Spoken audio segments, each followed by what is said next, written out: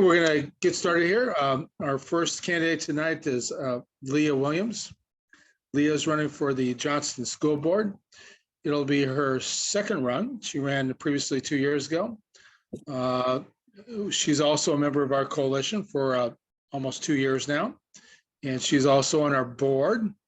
And so we know Leah very well. I think she knows us pretty well. So with that, we're going to give the first 5 minutes to you, Leah, and talk about yourself, your campaign. Then after that, Patrick will ask you a few questions, but we will end no later than 6:45. So Leah, the floor is yours. All right. So I'm just talking to three of us on this recorded call. Until Monday morning, you go live. I feel like we've already talked about my bio. So I'm Leah Williams, and this is my second time running for Johnston School Board here in Johnston, Iowa. I am a native of Winston-Salem, North Carolina, and I came to Iowa as a civil engineer working for USDA NRCS.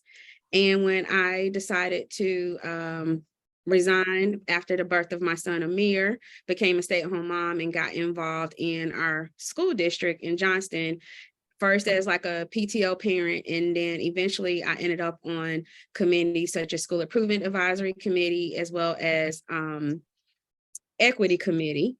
And I was also a part of a local parent group, and now also part of a coalition for parents for equity and anti-racism. We have become a political action committee. And also in my free time, I'm a part of the Iowa Unity Coalition Board as a director as well. Think what else? As far as my campaign, I am running on a STEM platform, and the difference this year is I've stacked my STEM up to talk about students that are our first and the most important stakeholder. We need to be doing everything we can to create a safe environment where the student is prepared to succeed after graduation. Teachers are Johnston School's greatest assets, and we need to pay them competitively and give them the support and resources they need to best serve our students. E for equity, and equity in education means ensuring that students, teachers, faculty, and parents have all the resources they need to succeed. And there's no one size that fits all solution for Johnston Schools. And the M is making a difference. Johnston Schools have touched and will continue to touch many people's lives at the Johnston School Community District, and we should strive to make a positive difference in the lives of every person we meet and encourage our students to do the same. So this is my platform starting off this year, and that's all I have. Well, thank you, Leah. You did an excellent job there. Are you ready for a few questions? Sure. Okay, Patrick Borchak Benzone will give you a couple of questions, and 2 or 3. And if time is still available after that, we'll give you an opportunity to close out as long as we're done by the 15-minute mark. Okay. And so, Patrick, the floor is yours. Thank you, Mitch. I'm sharing a couple questions that we wanted to ask Leah about. Hello, Leah. Good to see you again. So I hope you can see the questions here, but so your first question, we asked you how you would balance your role as a school board member with responsibility to students, teachers, and administrators. And so we liked your answer. Your answer demonstrated that you do have experience as a community member balancing roles, which we appreciate. But now we'd like you to please provide us your thoughts on how you would balance if you were on the school board. For example, what are some specific student needs that you would prioritize over teachers and administrator needs, and vice versa? Well, currently, how I would balance that is first is involving students. I'm very active, like with talking with our students in our district. I'm on a School Improvement Advisory Committee I mentioned earlier. And one of the things that had come to part is there's a subgroup that is not performing at its best. And so the students themselves have answers. And some of it was that sometimes our teachers are not as effective in their strategies across the board. And if we could look at that. So see if that's going back to balancing. So that would be me trying to, I think your question was, as far as like looking at it above the teachers, I think a lot of times our students are not the ones that we're supplying the need first. We're kind of telling them what they should do, but at the same time wanting them to be future ready. And if we don't involve them and hear what they want to know that we should do, that would be my first take. Does that answer that? Yes, thank you. Okay, so moving on to the second question that we wanted to ask you about, which was question number 8 on the questionnaire. We asked you what your priorities are for school budgets, and we'd like you to flesh out a little bit your answer. So, for example, other than tutoring, what other ways do you see for assisting students? Also, what would you consider a higher priority between hiring the right teachers and expanding the curriculum to STEM, and why? I feel like that's very hard to answer because I can tell you hypothetically what I know I would do, but without actually knowing where we are on funding for things, I really would need to look at what is happening currently and where is our money going towards, like what is the lack. So you mentioned earlier in the question, like about students, and I happened to ask a student, and that was one of their things, was like finding out where is the money pouring to, and then figure out where money is lacking would be the way I would go about figuring it out.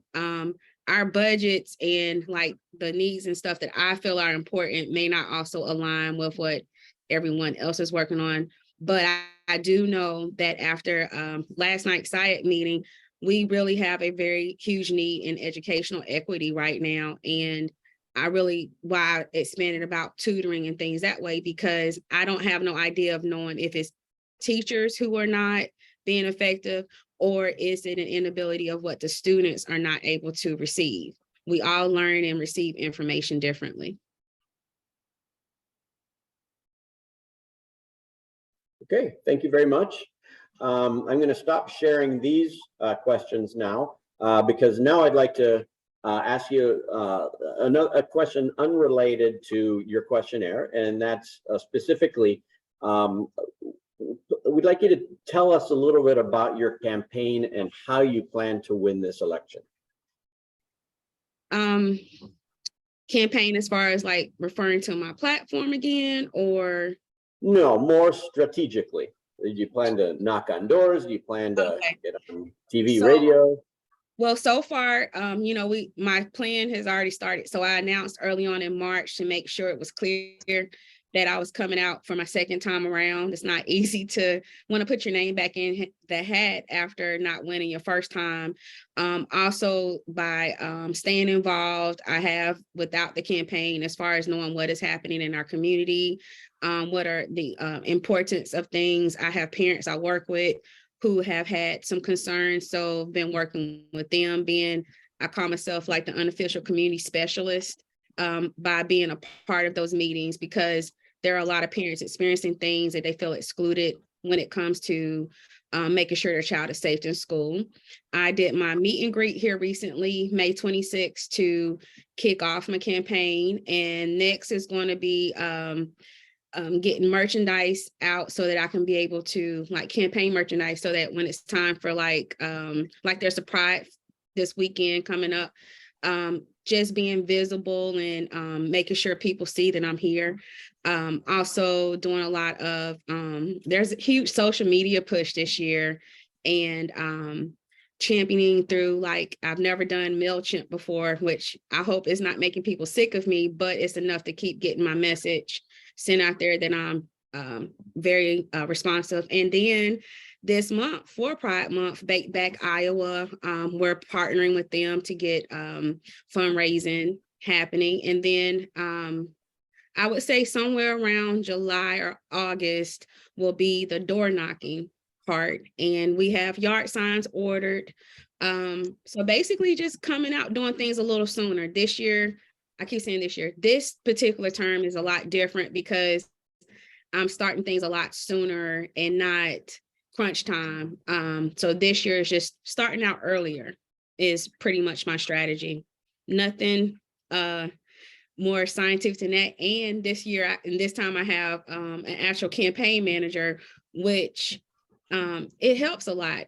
School board elections are really tight, as we saw in 2021. They are very much the race that the local elections need to be paying attention to. And I think the other thing is been talking a lot with different Iowa House representative and Iowa Senate representatives on ways to strategize to keep progression happening in our community. Okay, very good. You provide a lot of insight there. Okay, so by my watch, it looks like you have about 4 minutes left until your 15 minutes are over. So why don't you take that time and tell us why we should endorse you? I believe you guys should endorse me because I am doing this work whether I'm on the school board or not. I am very much dedicated to seeing inclusion happening in our districts and fighting for the things that we're seeing that our legislator, I know we didn't go through those questions, but seeing different laws being passed, such as like the public school vouchers, taking money from our public school districts and supplying it to private schools. I don't want to see our paradigm, slow down. I want to see our public school structure stay a fierce competition. Iowa used to be pretty top when it came to education, and seeing it decline is not something I want to do on my watch. I would also ask that if you can donate, my campaign site is leah.williams, you say leahwilliams.com. And I'm also on Facebook as well, Leah for Johnston Schools. If you are interested in door knocking or volunteering, please reach out. We'll be happy to have you. And I'm thankful for those that have been supportive of me so far. And I appreciate your time tonight. All right, thank you very much, Leah. Mitch, do you have anything before we close this one out? Well, I just said Leah did a very good job, and we are excited to have her as our very first candidate for this cycle for 2023. So